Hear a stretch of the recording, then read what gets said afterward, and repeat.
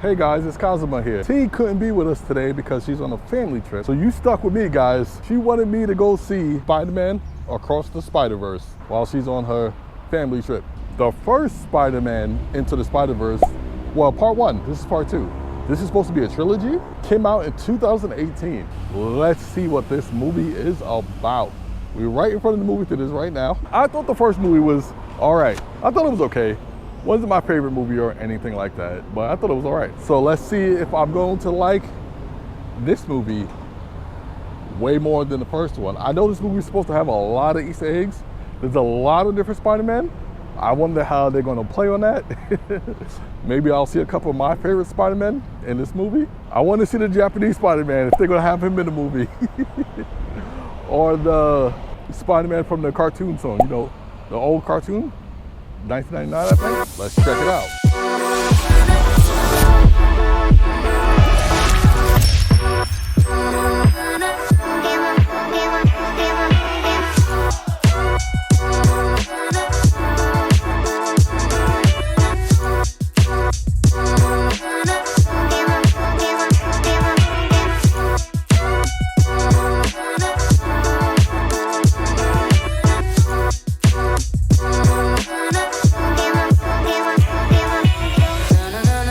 Okay guys, I just got done watching Spider-Man Across the Spider-Verse. So let me tell you what this movie is about. No spoilers, this is a non-spoiler review, guys.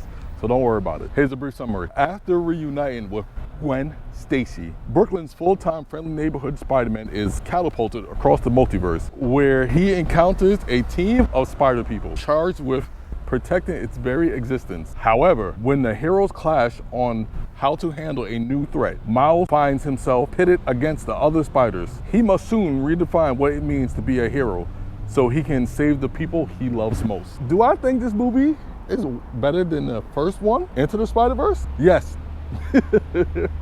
Way yes. This movie blows out the first Spider-Man Into the Spider-Verse movie by far, in my opinion. I enjoyed this movie so much. So much. I don't remember the last time I saw a movie in IMAX. I saw this movie in IMAX and it was amazing. The soundtrack was amazing. Most of the music had me bobbing my head, jamming to some music in there. It was hidden. Oh, and guys, if you're wondering, that movie is a 2-hour and 16-minute movie. Honestly speaking, if it was 3 hours, I would have sat there for 3 hours. I did not want it to end. The movie is such a stunning visual masterpiece. It's so creative, the things they did in this movie, no spoilers. The things, the scenes, the camera angles, how they was doing it, they kept it comic book-like. Like you saw the panels, when he talked in his head, like in the first movie, you saw it come up there on the side in yellow. That was cool. There's tons and tons of Easter eggs in this movie that I will not spoil for you guys. You gotta go out and see this movie on your own.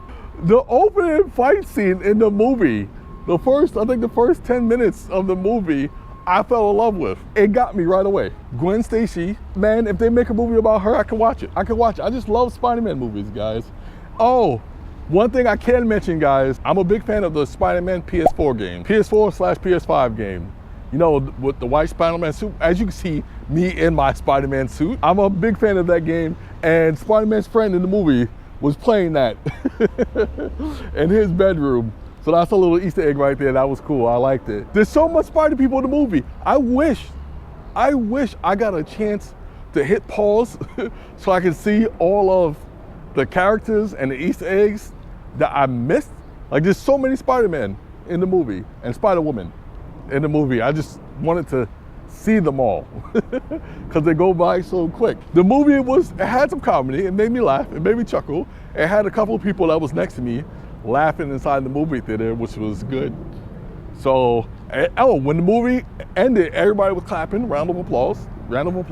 I think the first 10 minutes of the movie might have been my favorite part of the movie. What about, if you're wondering, what about when he enters the Spider-Verse? You see, that's where I have a problem.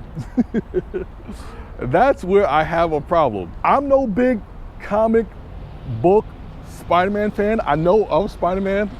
I played a lot of Spider-Man games, and I may have watched some Spider-Man cartoons back in the day. So I have a little bit of knowledge of Spider-Man. Just a little bit, tad bit. So when he gets into the Spider-Verse and stuff goes sideways, as you see in the trailers, and everybody's chasing him, I did not like that not one of these spider people can catch that 15-year-old boy. I did not like that. Like, these are his senpai, his upperclassmen. Like, these are some of the Spider-Men been at this for years. And it's this little 15-year-old boy dusting all these Spider-Men. I didn't like that. That's one of my big complaints.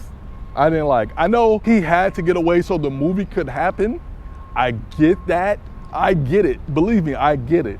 But I felt like it could have been written better. You're telling me not one of these million spider people has some type of godlike powers or is smart enough. I know Peter Parker's supposed to be like with the brains to figure out a plan to capture this little 15-year-old boy. I just couldn't get with that. Like, all the other Peter Parkers had like way more experience, way more combat experience and stuff like that. And you don't see none of them do anything that you know them for. They could have written it where he still got away. Maybe there was a rift or he caused a divide and some of the other spider people start to help him escape. Maybe that would have been better. But that's just my one nitpick about the movie. That I really couldn't get behind it during the scene. But I will say though, that scene, the chase, was very entertaining. It was stylish. Dante from Devil May Cry would give a thumbs up for that. Everything was good. The chase, the action scene was perfect. That's just my one gripe. Like, I wish they would have went more in depth with the other spider people. And you can see why those spider people are here. Like, there gotta be a reason, right? They gotta be the best of their universal dimension or whatever. I didn't even like Miles kinda tussling with Spider-Man 2099. I didn't like that. Somebody should put him in his place. How long he's been Spider-Man now? Not too long. But all right, I'm gonna stop complaining about that part. Oh my God, I gotta watch this movie again. This movie will be a trilogy, guys. Into the Spider-Verse, Across the Spider-Verse, and the third movie is gonna be called Beyond the Spider-Verse. I just love how creative they were. Like, they need to make this into a show, but if they make this into a show, I want them to put the same amount of effort and work they do into the movies. I don't want no watered down crap. I want everything to be the same. It's good. I like it. I hope the new Teenage Mutant Ninja Turtles movie that's coming out soon can take some inspiration from the Spider-Verse and start to do some cool stuff like that. So I'm looking forward to that movie. T would have loved this movie. She would have enjoyed it, but I'm sure she'll see it when she gets a chance. I played the PS4 Spider-Man. I like that there's different variations of Miles, because I know the Miles from the PS4 Spider-Man.